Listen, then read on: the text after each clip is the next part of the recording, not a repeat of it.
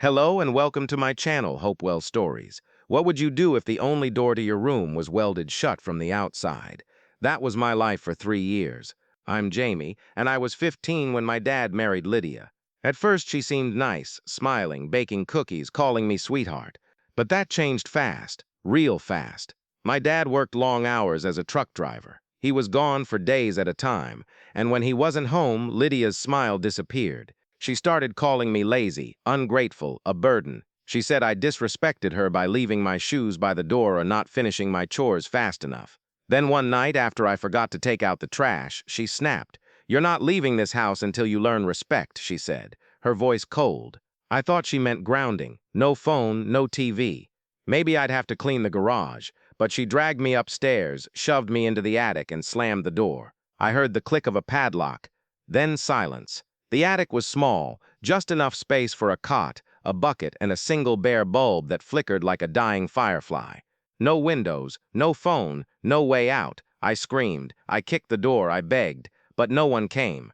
Days passed. Lydia slid food under the door, dry bread, old apples, cold soup. Sometimes she'd shout through the wood, "You'll stay up here until you're grateful, until you're good." I started marking the days with a piece of charcoal on the wall, one line for each day, then one for each week. The lines grew into a forest. I had no mirror, but I could feel myself changing. My hair grew long and tangled. My clothes turned stiff with dirt. I talked to myself just to hear a voice, even if it was mine. I missed school. My friends thought I moved away. My teachers probably thought I dropped out, but no one came looking.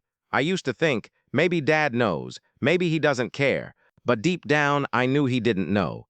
Lydia told him I was staying with my aunt. She said I needed space. And he believed her. He always believed her. I cried every night. Not loud sobs, just silent tears that soaked into my pillow. I missed the sun. I missed rain. I missed the sound of birds. One day, I found a loose floorboard.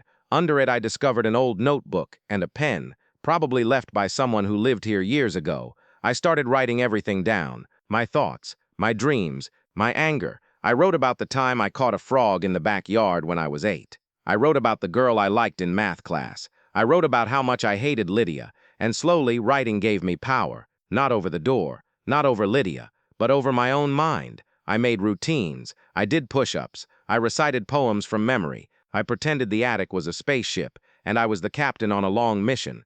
Time didn't heal, but it changed me. Then, on day 1095, 3 years to the day, I heard something different. A crash, a shout, then silence. I pressed my ear to the door. Footsteps, fast, angry. Lydia's voice, "You weren't supposed to come home early." My dad's voice, confused. "What the hell is going on? Where's Jamie?" My heart pounded. I wanted to scream, I'm here," but I was too scared. What if she lied again? What if he didn't believe me? Then thud, thud, thud. Someone was coming up the attic stairs. The lock clicked. The door opened. There stood my dad, pale and shaking, holding a crowbar. When he saw me, thin, pale, eyes wide, he dropped to his knees. "Jamie, oh my God, Jamie." He hugged me so tight I could barely breathe.